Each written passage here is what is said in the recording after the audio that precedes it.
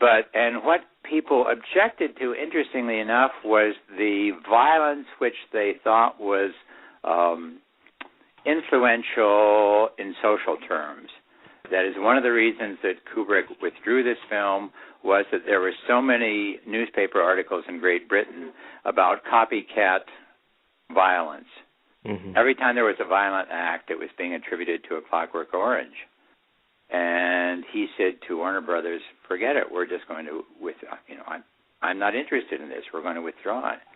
So the first real criticism, or the strongest criticism of it, was not so much for its depiction of sexual acts, but for what people thought was a violence that was being picked up and imitated by young people.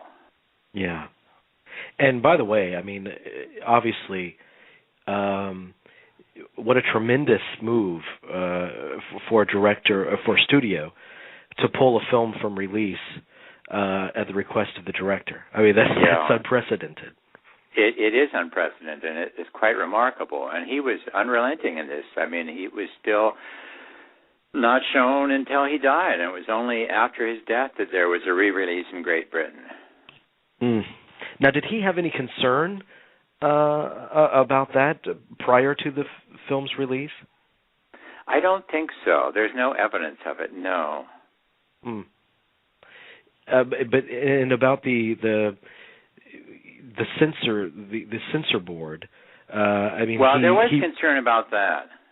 Yeah. And in fact, when Terry Southern owned the property, he did a screenplay and submitted it to the board, and the board said, "Oh, well, we know this novel, and there's no way you can make any movie based on this. It's not going to pass our board." And in fact, it did pass.